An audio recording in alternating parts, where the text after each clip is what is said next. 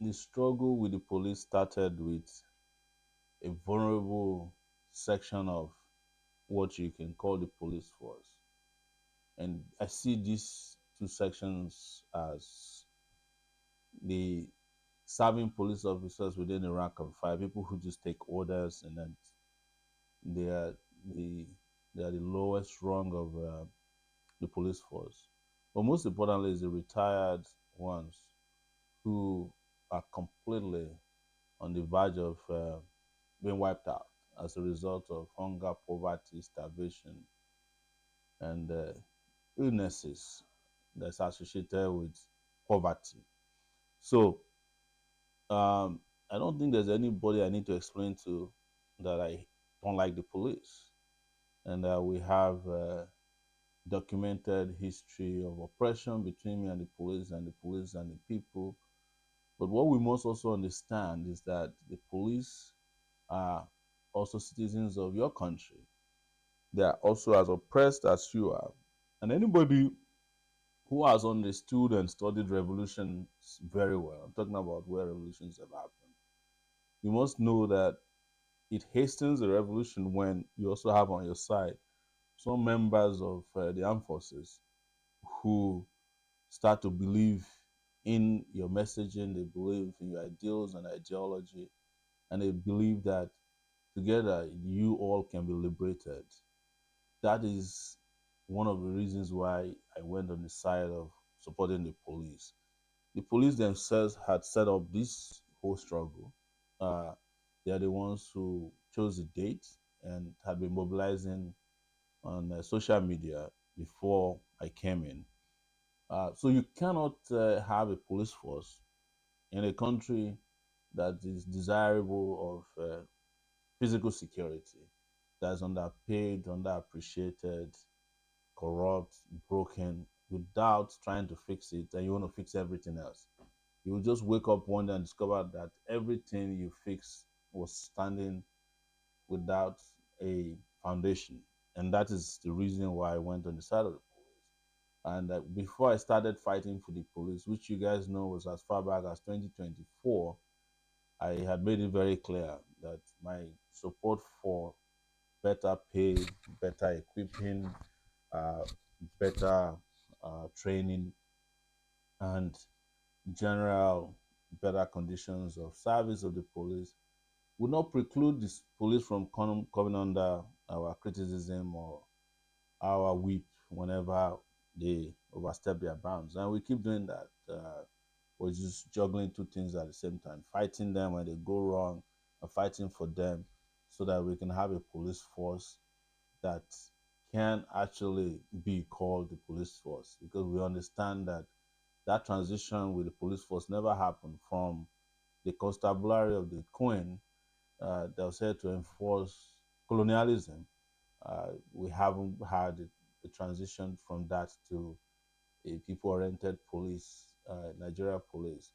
And one of the things I would like to see removed from the word Nigeria police is the force in it, so that they understand that they are a department that is in charge of security, to whom and for which the people is the first priority.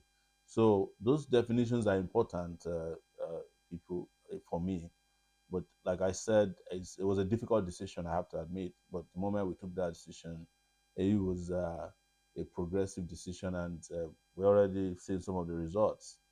Even though, embarrassingly, when I went to fight for them, they still took out time to show up in one of to show up in one of the most disgraceful ways, which was stealing my eyeglasses and ensuring that I didn't get it back even till now.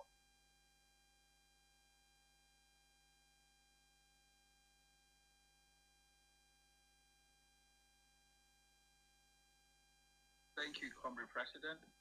You didn't address the case of the naval officers who are also calling for your attention, I as well as the teachers. Are you going to answer to all this call? you see, ultimately, we are going to tell everybody the calls are good for one reason: is that it is telling you that the attention is shifting towards our messaging, that the people have been able to find. accommodation in war. We're telling them that ultimately they are going to be the ones who fight for themselves. So, but we cannot stretch ourselves so thin that by answering to everybody who wants us to come and help them, we're going to call on everybody to come out at once and address all these issues holistically as one single body. Because the issues are all the same, be it in the Navy, correctional services, in the army, in the police, everywhere you go, teachers, doctors, university authorities, all of them are in need of the same things, in a better place to work and a better pay after work, and most importantly, some very good retirement benefits after they are done. And as you are aware, I wanted to add this in that when lecturers were fighting uh, for I think it was 2023 or thereabout, when lecturers were on strike, we supported them too. You could have looked at it and said, well, because they are selling handouts, which is the same thing police is doing with extortion, we should not support those university professors. We did support them until their issues were resolved. And now they are saying that they'll go back on strike. But it is our duty to say to everybody, look, you have all these issues. Why don't all of us come together? So the challenge is how to mobilize and keep mobilizing everybody to come together and have a one-time struggle uh, that will demolish oppression, incompetence, mediocrity, whatever it is we are facing. We can all come together in huge numbers. And that is the message I've been sending back to everybody who wants me to intervene in their lives. Since the police intervention seems to have worked magic.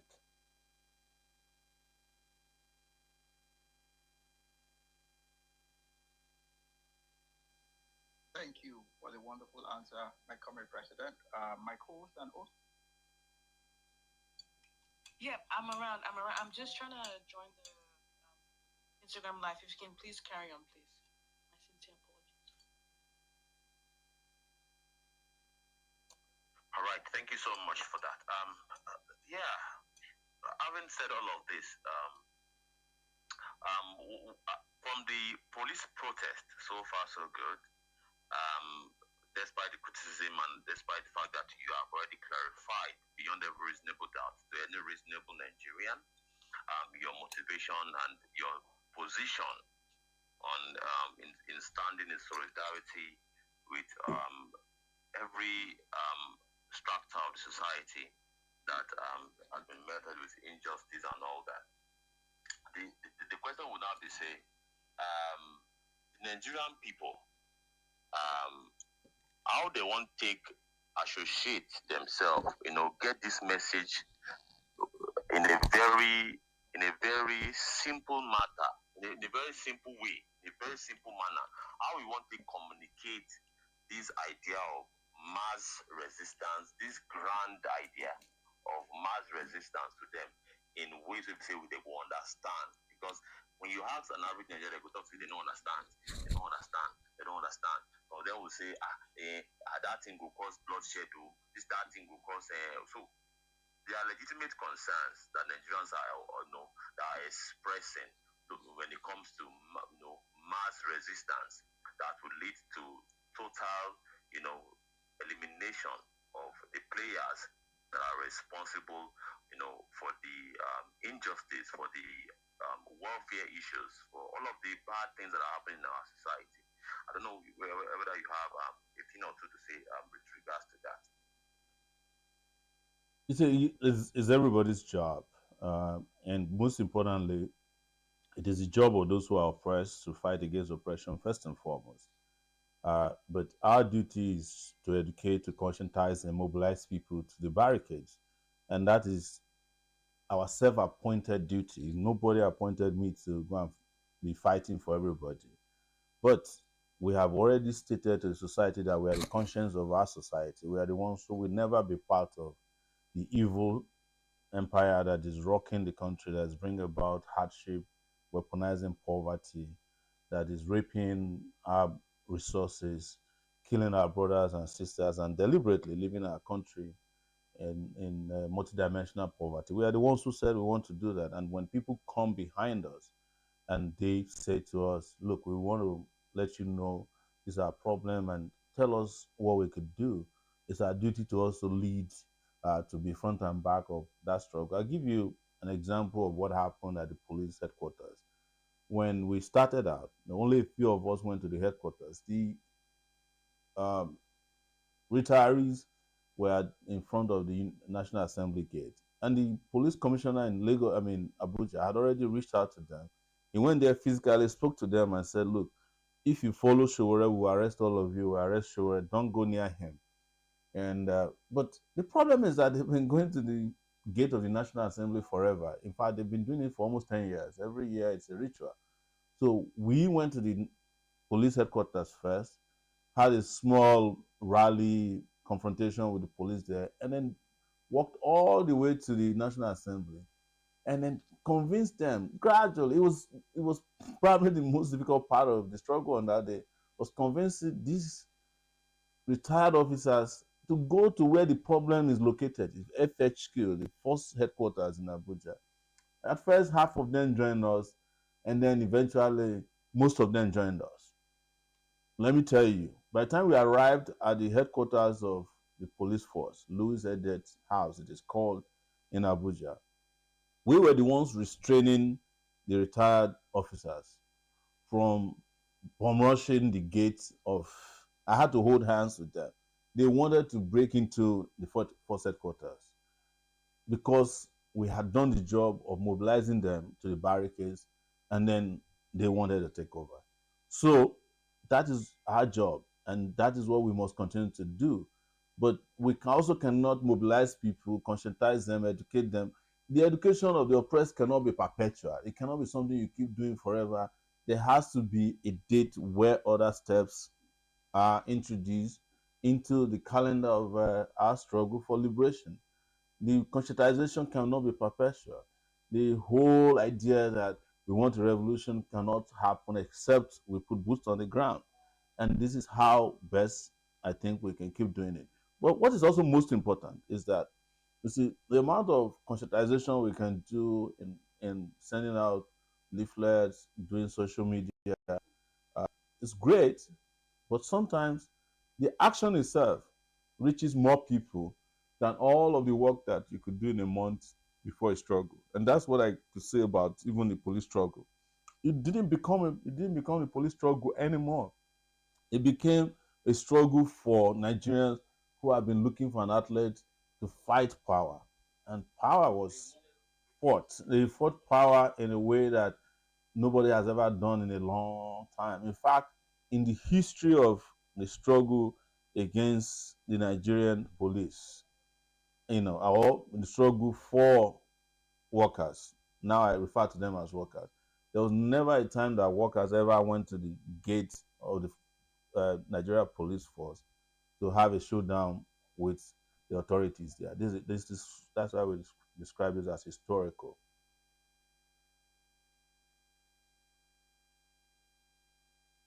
Thank you, Comrade President, for that answer.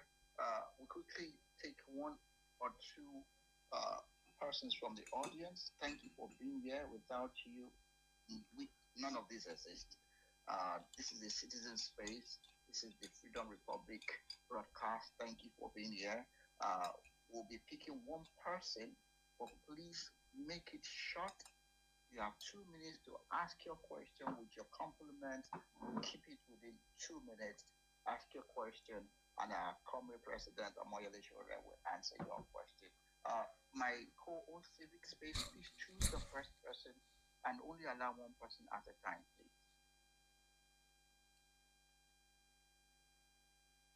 All right. We are adding Mr. Emmanuel, I presume. Yes, Emmanuel Oba. Mr. Emmanuel Oba would go, but before Mr.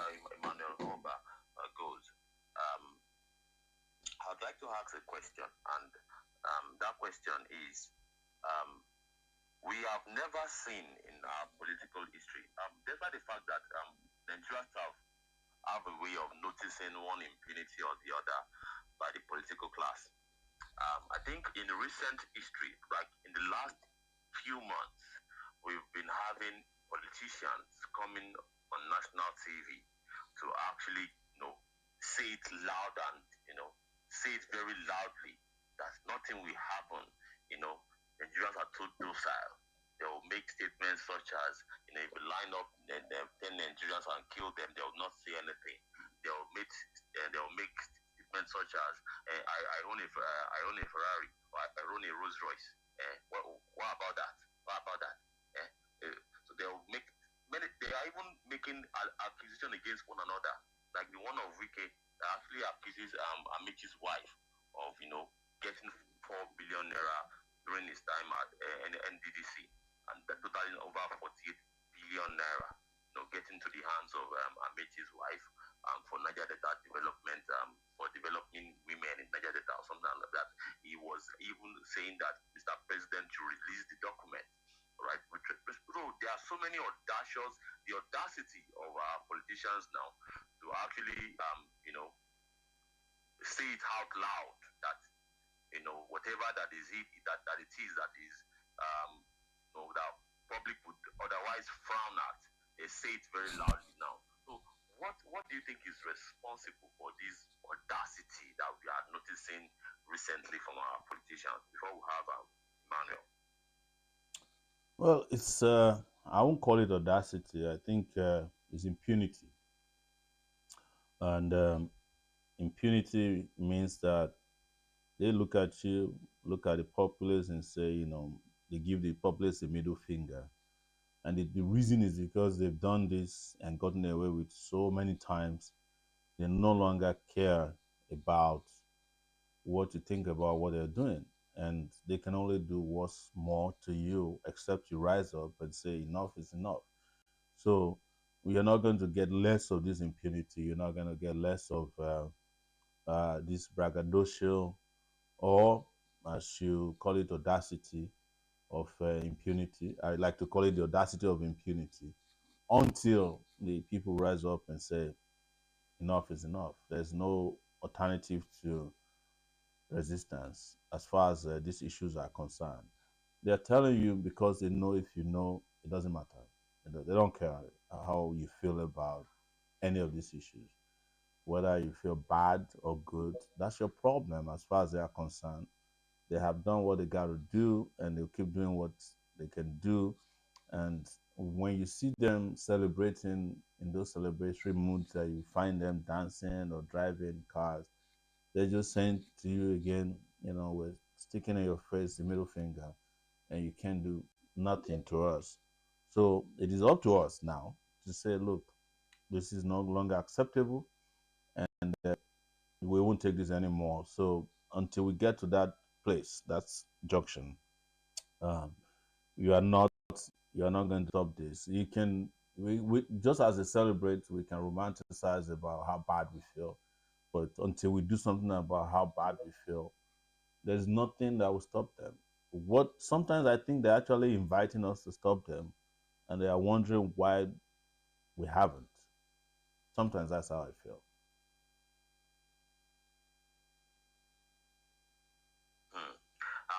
Ladies and gentlemen, thank you so much, our guest, Mr. OMOYELE SOWORE. Ladies and gentlemen, this is time to actually ask for the mic. Please request for the mic. This is the time to engage Mr. OMOYELE SOWORE, and we'll take the few speakers that we have for now. I don't know if the hosts are seeing more people on the request section. Please add up as many people as possible so that we can get it rolling from there. The few ones that I'm seeing from my own end, I have already brought them up. And we'll start from Roneri. Roneri, the mic is yours.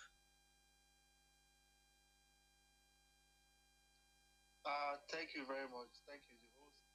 My president, I greet you. Good evening, sir. Thank you very much for all you do. God in His infinite mercy will continue to protect you and guide your going out and coming in Jesus' name. I'm not going to lie. There is this thing you always tell to people people who are your followers. Like, if you are worried about my safety, I think you are following the wrong people. I think you are following the wrong person. And I've always trying my best to hold on to that. That is how much of love I have for you and my entire family. my child. Every single time he screams your name. And we are very hopeful that one day we will get to see you as the president. Have you as president of this country, because we are tired and we have been tired for the longest. So we are praying for you. So that's just what I want to say. God will continue to bless you, and thank you for the wonderful opportunity to to finally speak to you today. I've met you before sometimes in 2019 when I drove all the way from Osun State to join you when you were having a town hall meeting in North Aquara State. And I think we left from there down to Ife at the same time. So thank you for all you do. God will continue to bless you. Thank you. And the host, you are doing a wonderful job. Thank you very much, guys. Thank you so much. Please kindly drop immediately after asking your the engagement with Mr. Commercial. Sir, do you want to react to that, sir? Sorry. No, my reaction is that we are very well represented on the religious side, so let him keep pushing the prayers in our direction. But also to remind people that you can have it both ways. You cannot want to be safe or utterly too careful, and then you are doing the kind of work we do. It doesn't. This job doesn't come with that kind of package. So, but it's important that the best way to stay safe is numbers. Is for us to keep increasing our numbers of persons who feel the same way we feel, who act the same way we act, and who are convinced the way we are convinced about how to liberate our country. The more that numbers keep rising, the safer we become, all of us, whether you are offline or online. That's what I tell people all the time. But it's about me. Don't worry about me. Thank you so much. Thank you so much, sir. Please, let's move the mic as quickly as possible. And please, I'm seeing hands up. Let's have Florence, please. Let's have Florence. Thank you very much, host and co-host, and thank you to Mr. being here this evening. My question is, number one, we're really going to talk about INEC. There's so much misconception out there with regards to reforming INEC. I know your position already, and I also think that reforming INEC, but I really want you to clarify that INEC issue, because we know that they are not on our side to 2027 election, and what we are supposed to do about it, or what is really our own stand towards the 2027 election. Number two is, how are we going to know when the working class have come together and say, okay, yes, this is the way forward, knowing that the message we are preaching is the people's power. Our Nigerians, I've heard that some protests. What about the other working class? How would you know that Nigerians, the working class, your oppressed people, are really ready to take the mantle and to forge further? Thank you. Thank you. Your first question is about INEC reforms, and I'm glad you say you know my position. Anybody who has listened to my position on INEC for so long will understand what I've been saying about INEC. And one of them came to pass a few days ago when the APC appointed a brand new chairman who was an INEC state commissioner. So you know the implication. A lot of people did not really get the implication of the new APC chairman being a former INEC commissioner. The implication is that they're telling you that we have just appointed as the chairman of our party a person who understands the inner working of INEC. And the inner working of INEC is such that they need somebody who knows all the commissioners, who have their phone numbers, who have a way of influencing them, either directly or indirectly. That is what APC just did. But I've been the one telling you all the time that majority of the national commissioners and state INEC recs are APC appointees. And truth is that the solution to INEC's problem is what most people don't want to hear. It's for you to prepare for the worst in the election and then hope for the best. Um, and the moment you have that cleared out, then it will become easier for you to really understand the work that you need to do, prepare for it. But just separating INEC as an organization and fighting against INEC or fighting for INEC reform would not by itself solve the election problem. Because even if you take INEC out of the way, you still have the judiciary, these judges who we call black, white, and who will make someone who won election declared uh, the person who lost and make the person who didn't even participate the person who won. You should understand that it's holistically a problem that cannot be addressed in a kinky way, which is to say, oh, we need INEC reform. It sounds great that we want to reform INEC, but you also have to reform the security agencies who are holistically and wholly involved in election rigging. Nigerian Army in that pecking order is number one, followed by the DSS, the police, all these guys, and the judiciary. It is a whole gamut of groups, agencies, and individuals that are working together to deprive you of electoral dignity. And anybody, I have said it again, anybody who's going to the 2027 election with the hope that somehow a magic will happen that will provide and produce free and fair election is not ready. It's not ready. That is the truth. But you must approach the 2027 election with determination that has never been seen before. And that is why we've always said in our movement that when we ask for a revolution, it will come by two ways. It will come before elections or during elections.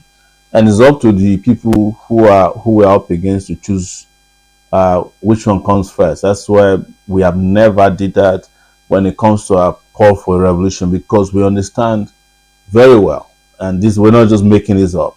We understand very well that elections, as we expect them, are not going to happen.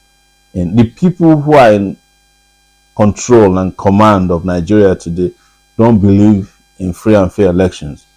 Our party, for your information, participated in the just a local government election in Lagos maybe 2 weeks ago, and you saw what happened.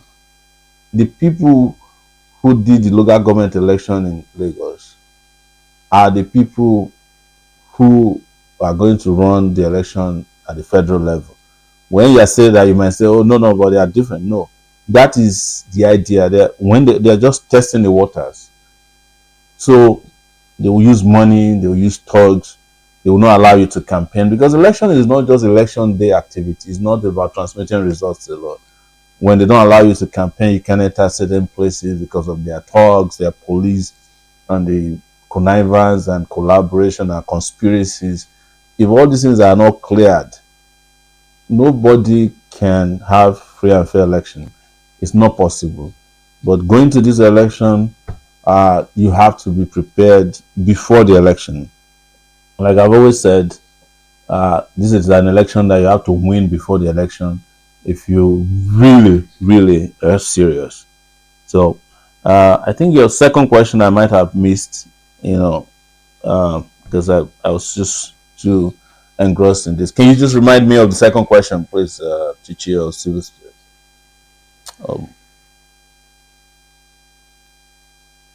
Madam Flores has dropped, unfortunately. Okay. Let's keep the mic moving. Engineer, please, keep it short, please. Thank you so much. Okay, good evening, Nigerians. Engineer Oje at Oyokuni Okon. Eternal appreciation, my comrade president. Corruption.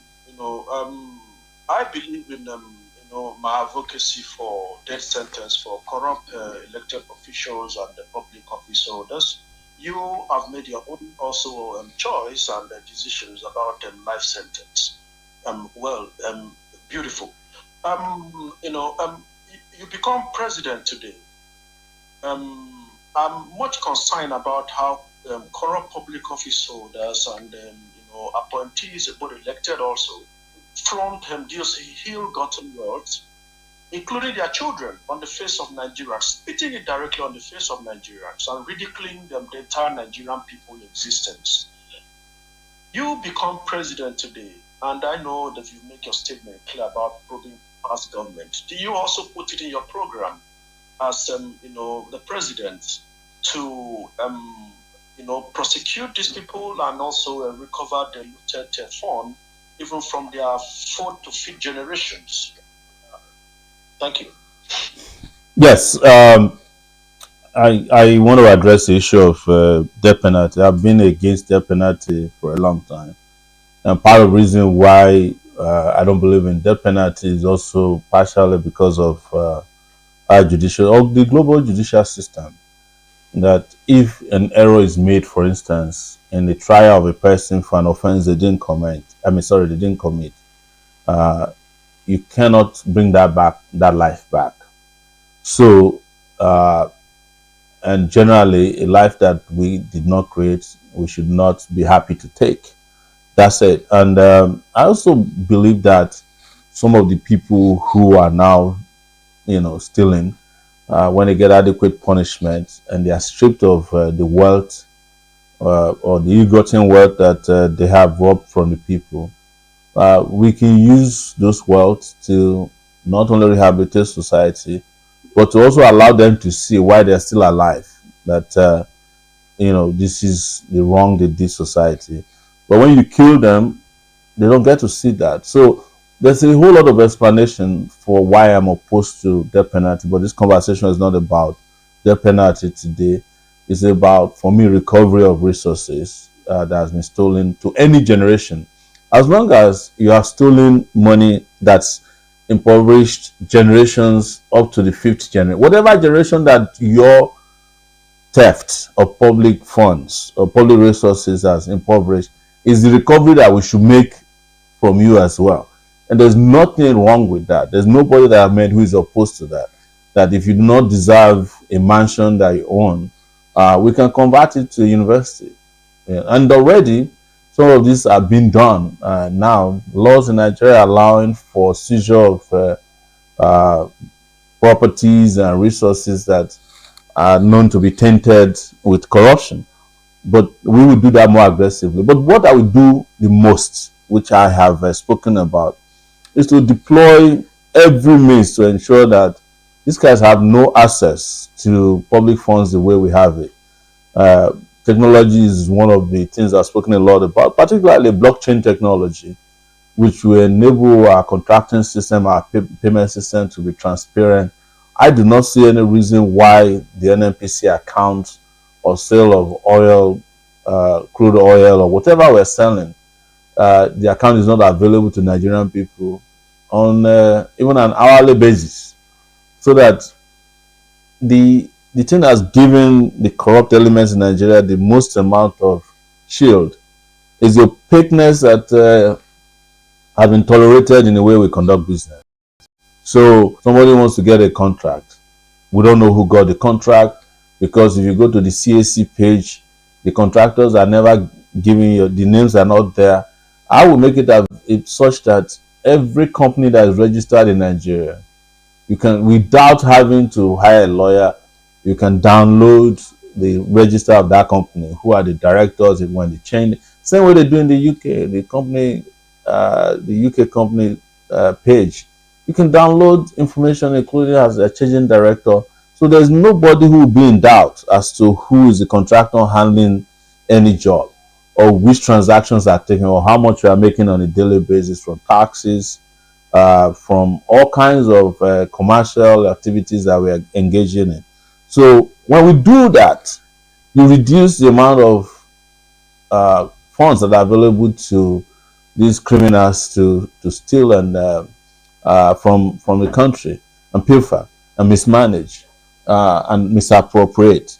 So, and then you have, of course, a very aggressive follow-up process that ensure that you know how many people are working in the system. I've already spoken a long time ago about federal workers or any worker for that matter, that we will deploy,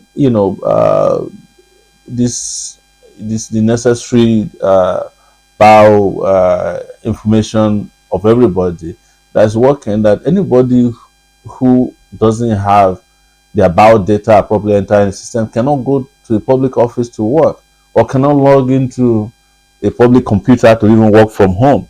Okay, because these are the only ways we can have the appropriate numbers of people that we should be working with and know how to pay them. For instance, within this period, I've done police agitation, found out that contrary to what you have been told, that there are 250,000 policemen, there are only 210,000 policemen that are actively in the police force. But has been getting paid, somebody has been getting paid this amount of money for the police force. The money for what, Can you hear me? Yes, sir. Yes, sir. Yes. I'll go back to it. Yeah, sorry. There's an interception of the call. I don't think I should have handled that earlier.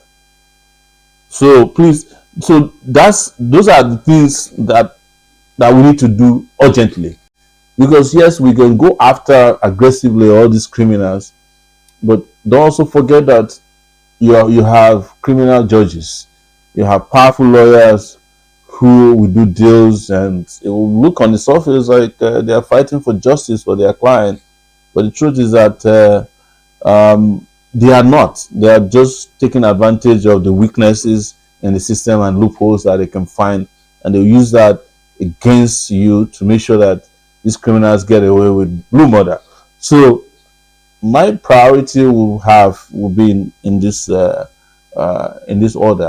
is to have prevention, to have better accountability for every fund that is being spent, and also to go in direction of enhancement of our prosecutorial and detection processes, in the country.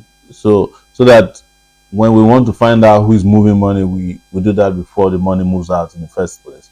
And this also involves, border security, because we are still hearing, and this is what is known, that physical cash in dollars gets moved out of Nigeria in huge amount through certain airlines on a regular basis, with the connivance of our border agents, who escort some of those criminals to take on huge cash amounts to certain countries around the world from where they are laundered. So, and also we would have an aggressive attitude towards our bankers, because there's no way money gets missing without the collusion of the banking industry. That's where the ones at the highest levels, the top managers of our banking industry.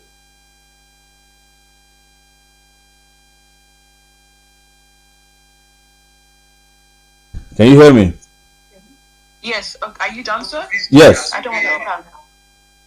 Okay. Thank you. All right. I would just like to repeat Florence's last question. Yeah. So she said, "How do you arrive?"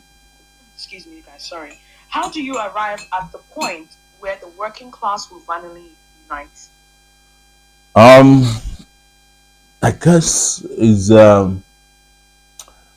not something that can be it's not based on extrapolation or prophecy. It's going to be something that we keep working upon until, because we must also understand that part of the problem with the banking, with the working class, is also the unions.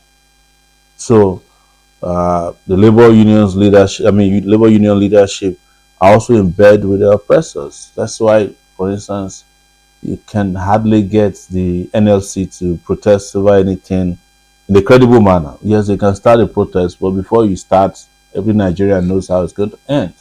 So it's to keep just sending the messages and education of persons.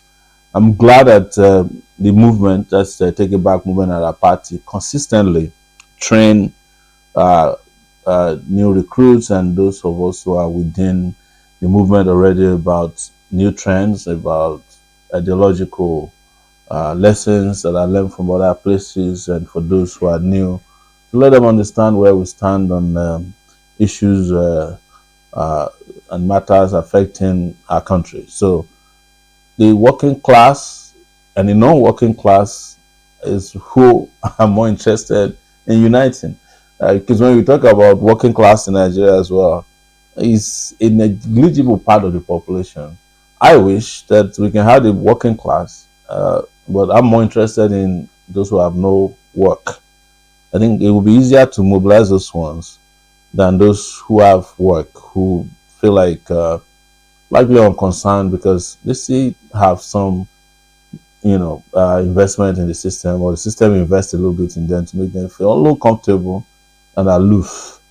So if you ask me, I'm more interested in the non-working class because if we can get them on our side, we are good to go.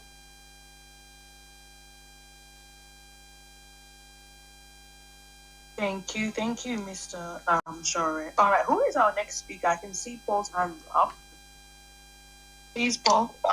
Yeah, let's have Paul then.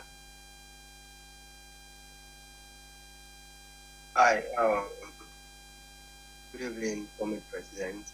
I would like to say thank you for creating this community for us. It has been very educational, and thank you for everything you do for Nigerians. So, to my question, nowadays, and basically, Nigerian politics is rooted in tribalism. Basically, like we can't really seem to get out of that tribal. Without talking about tribe. So, how do you want to know how you navigate around this, and what we can also do, to create this sanity back, because it feels like there's this insanity based on your tribe in Nigeria and how it affects politics, every sector. So how do you navigate this? That's my first question. And my second question is your views on regionalism, particularly the Niger Delta.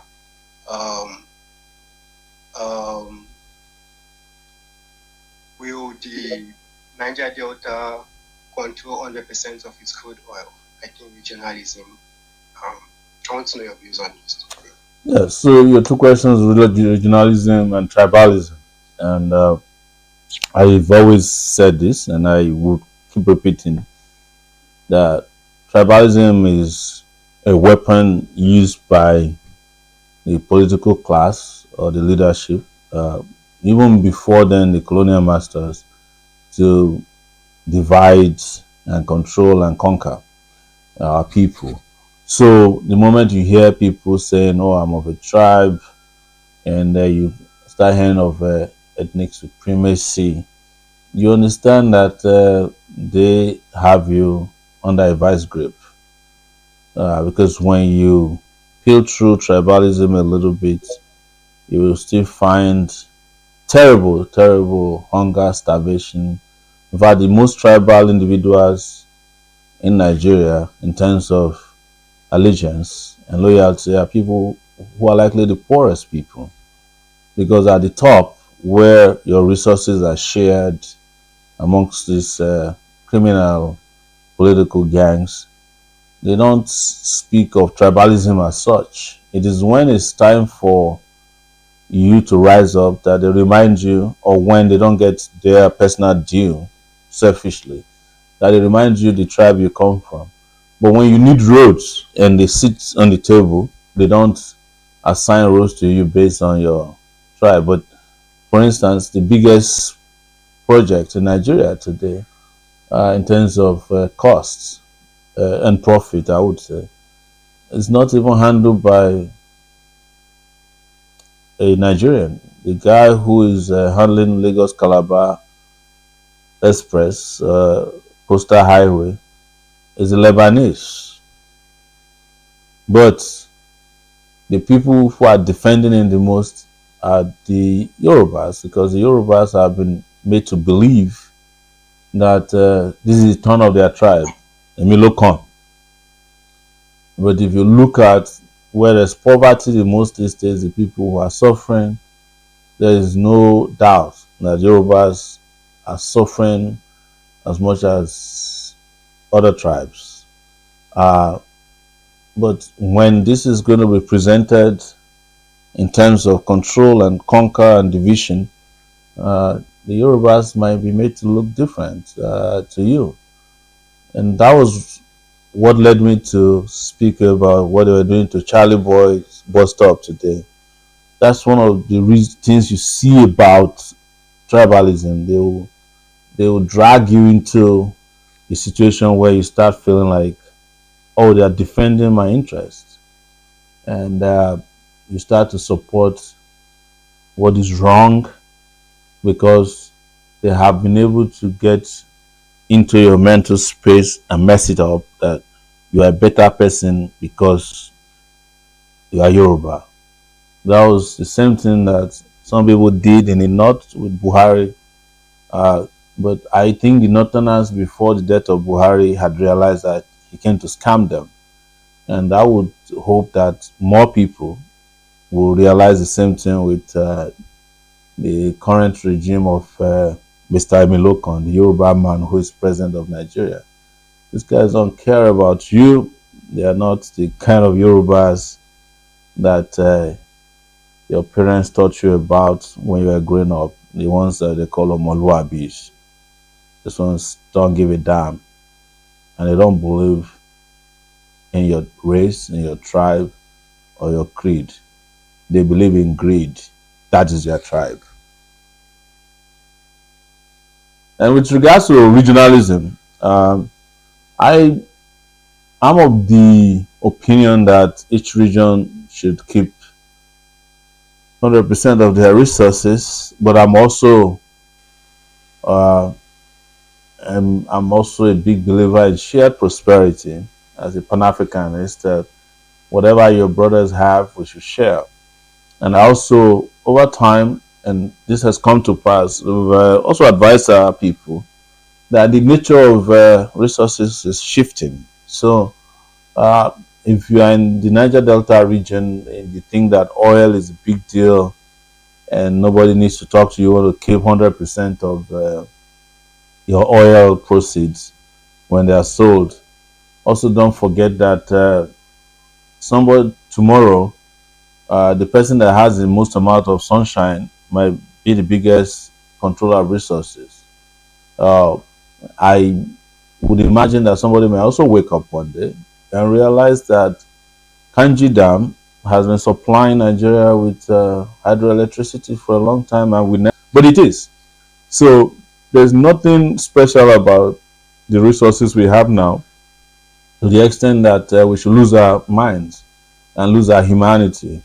So, but I believe in each region holding on to their resources and using it to develop the regions. But I also believe in shared prosperity, that the central government, as we accept it now, should get a good amount of proceeds to manage where there might be shortfall in resources that should go to people. But it also speaks to complete control of our resources across board. For instance, the Niger Delta oil is sold in the international market without question. But the people who are selling gold in Zamfara don't even let us know what is going out of the place. We just hear stories about, yes, they have gone to pick gold in Zamfara. We see plane tracks or flights from Abuja that somehow dovetail into some airfields in that region, and they sell this gold. And in some places it is bauxite. In some places now in Nasarawa is lithium. So there's, until we have transparency about what resources we have and where they are located, which is something great leadership and transparent leadership can do, it is then that we can understand the importance of regional control of resources. But overall, regardless of how much you control your resources in your region, you still need good leaders who can control those resources. Um, Interestingly, I'm from the Niger Delta region, and since we started talking about resource control, we've only created more criminals and more gangs and more cabals who are more interested in looting and stealing, and in most cases, even assisting the people they claim are enemies to take away the resources, uh, because all they're interested is in their personal interest.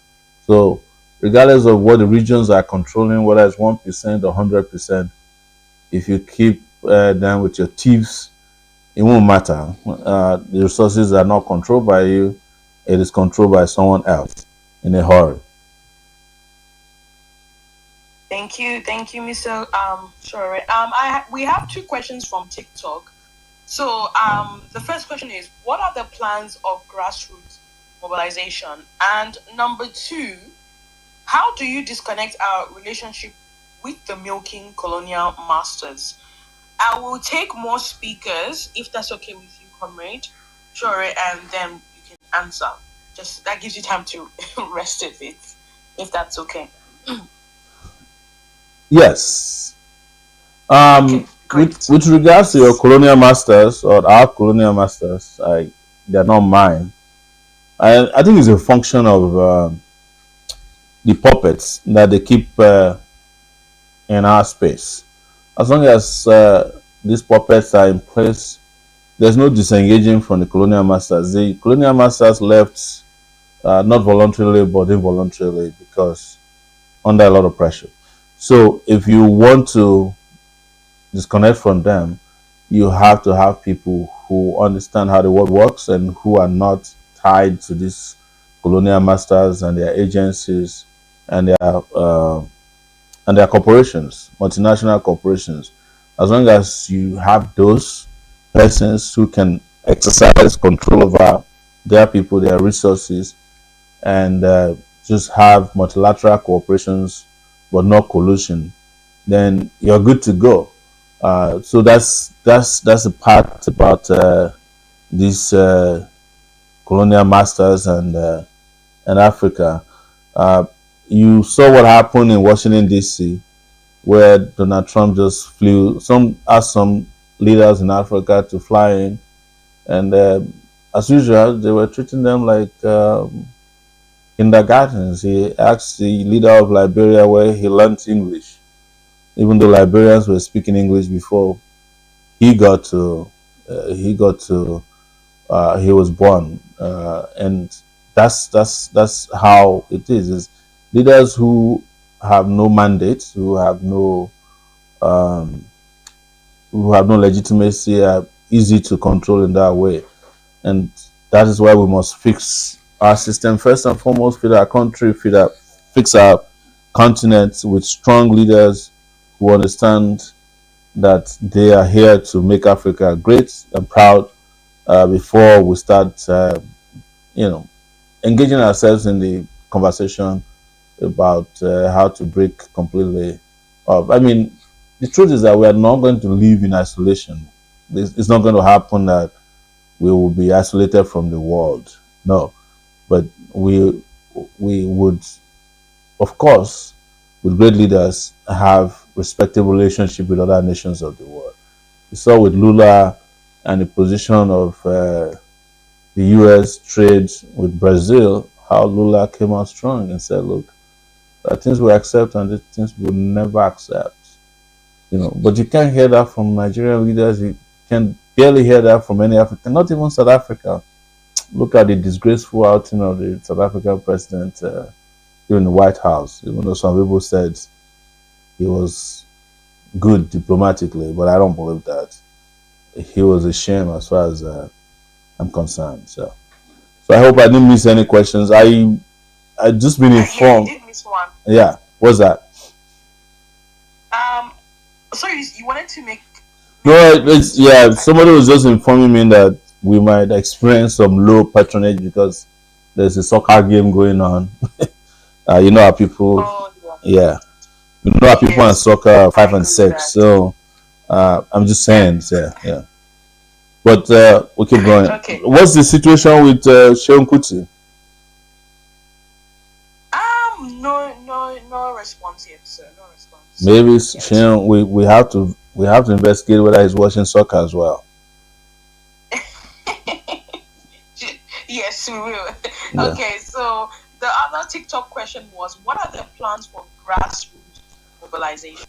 Okay, so this is a conversation we've had a lot because it seems like it's a question that just keep coming up because there's still this belief that grassroots is, I think in the mind of a lot of people, grassroots is still that market woman and the old stores in the markets.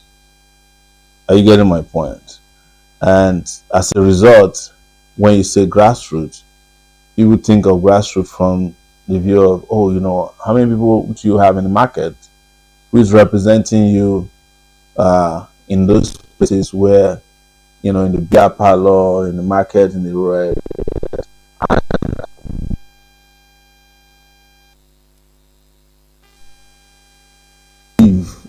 And I'm convinced about that grassroots is also moved in different areas, and the number of people who are stuck in market stalls have reduced immensely due to technology.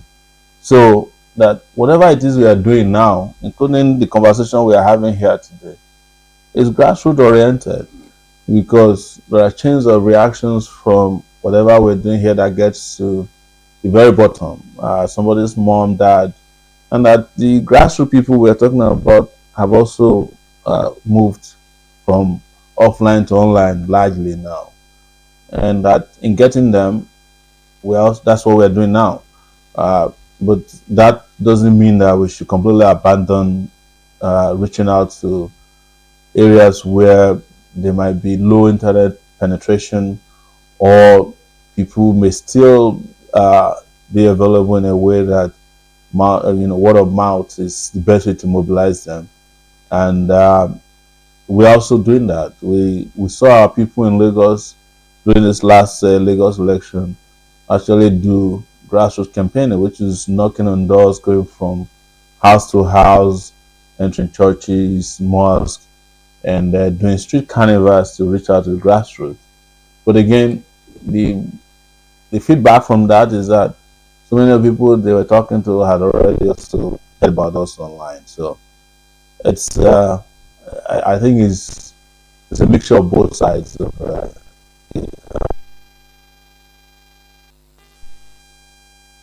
offline and online, because the grassroots is present on both sides now. I have to agree. It's happening on all levels. It's happening on all levels. Okay. I will take a few more speakers and then we'll get Mr. Short to answer. So the other question is, any plans to join in a federation with our West African brother like Taure? And then we'll have Odunayo welcome, and then Angel. Let's make it quick and then we'll have Mr. Shore answer. Odunayo, please, the floor is yours. Odunayo, can you hear me? Yes, we can hear you, sir. I have a very sharp focus on that. It will take me 1 minute to do. But let me say to Saturday. First, do you think your message is actually very crafted with the aim of understanding the sociological and historical makeup of the Nigerian people? Two, do you think you understand Nigerians very well? Nigerians. Three, your party, AAC, does it have spread, what local state and federation that you can talk about? Like, I can easily go to the website and I find everything in the world, in the local and in the state and the federal system. And finally, I checked online. I found out that you still maintain the chairmanship position of the AAC. and you have been a presidential candidate in 2 occasions. How possible is that? Thank you so much, sir. These are my questions. Thank you. Okay. We'll have Angel and then Mr. Shori can answer. Angel, please. I wanted to ask that when I hope you're taking note, Chichi, since you are moderator, because my hands are full. I lose track, but we're also like broadcast.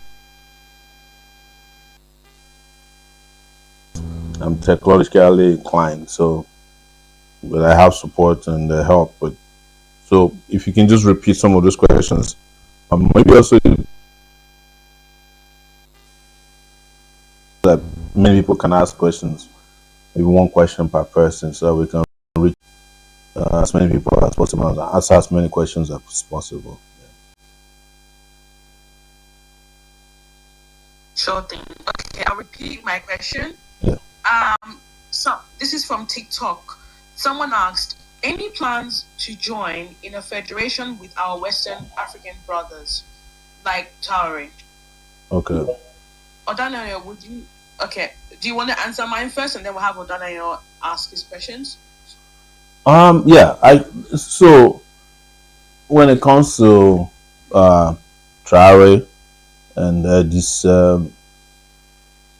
military leaders who have taken over government in the Sahel region, my position has always been one that I do not believe in military rulers, and you can accuse me of bias because I have seen enough of all these military saviors on the continent of Africa.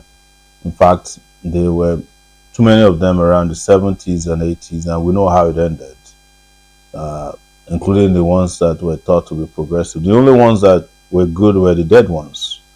But if you look at, Idi Amin, Bokassa, even Jerry Rawlings, who I met before he died, the story is not always the best. The second aspect of it, which has now become self-evident, is that yes, we're all opposed to puppets from the US and Europe and the United Kingdom, but I also do not support puppets from Russia. So I'm more interested in African leaders who are completely independent of the strings from these Western and Eastern and Western parts of the world, because we saw them during the Cold War as well. The third aspect of it is just by now, I think we've all realized the amount of propaganda that the Traore thing was about. And I don't even see them a lot these days because fact checkers have been able to prove that so many of the news that was about Traore's, so to speak, myth has been broken by what turned out to be some massive propaganda of untruths. So it was the same thing I said about the president of Senegal when Nigerians were rushing to talk about Senegalese presidents. The young president said, well, why don't you wait until a few years before you start canonizing this guy? So I'm going to remain cautious, but I want to make it clear that I don't always come on a messianic messaging and always end up as disasters as far as this African continent is concerned. And I experienced quite a few military generals in Nigeria. I don't want to live through that era again in my lifetime. So that's as far as Traore is concerned. Thank you, Mr.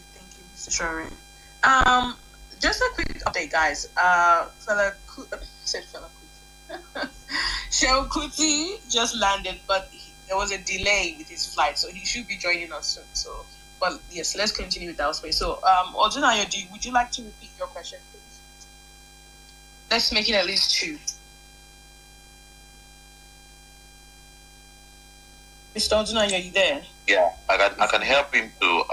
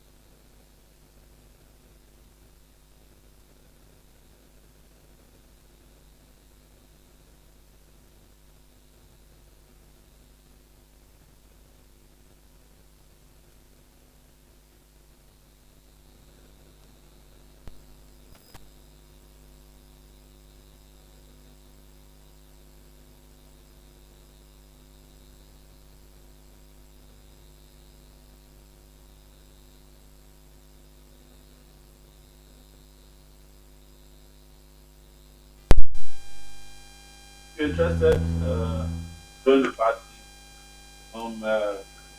Participate in the internal democracy of the party. Guarantee that AAC is the party of the future. Hope this answers the question correctly.